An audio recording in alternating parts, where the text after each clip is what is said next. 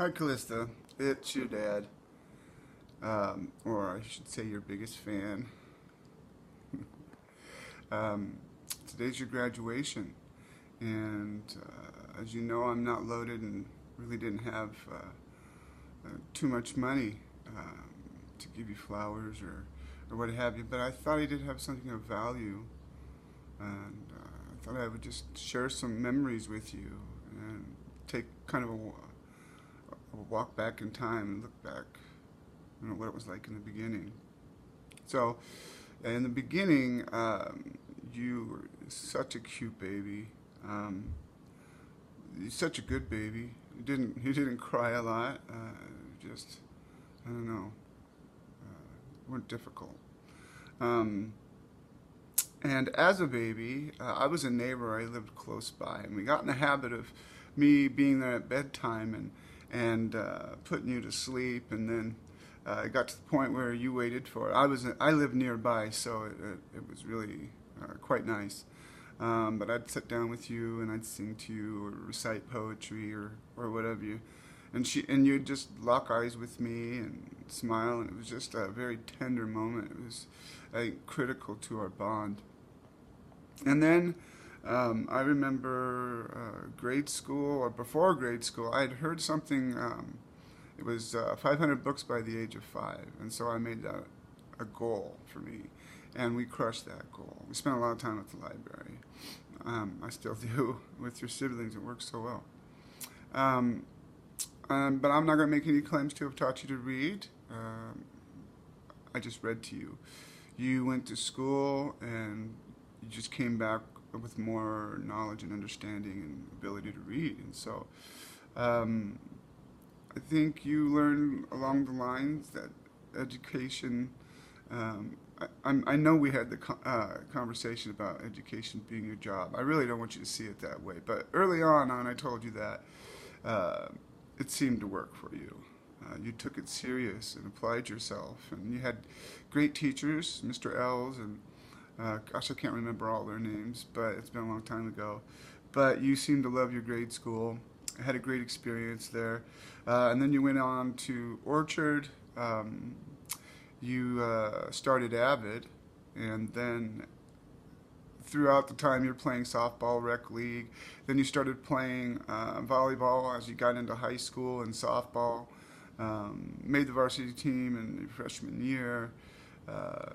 You were a starter. I mean, you were far above your own expectations. And so we had to grow into that.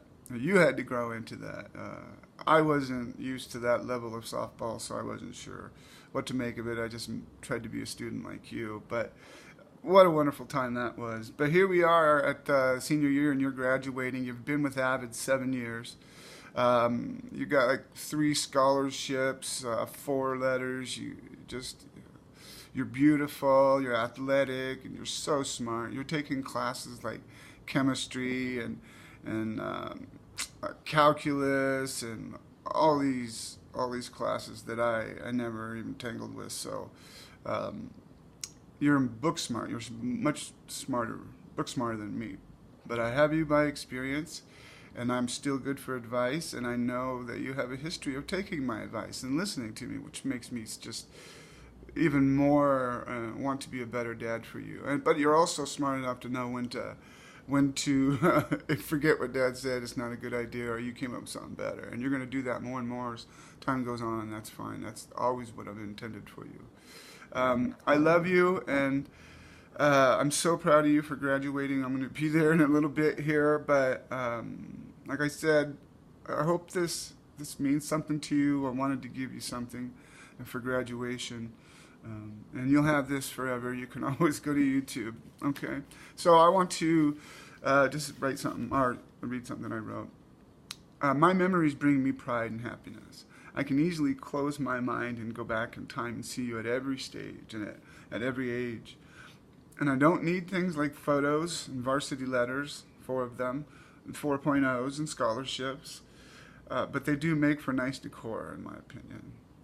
I proudly will post them and all your siblings', and so And I don't need all those things to remember our happiest and saddest times, or to find pride.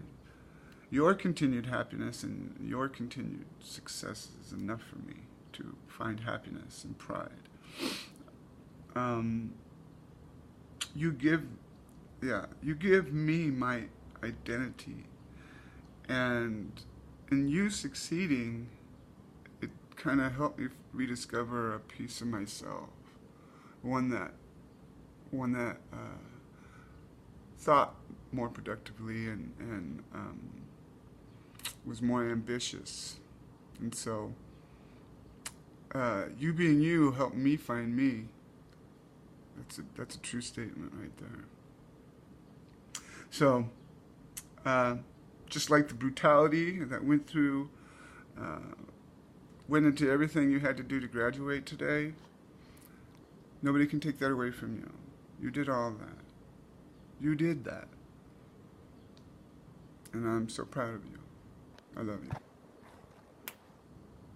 Be safe.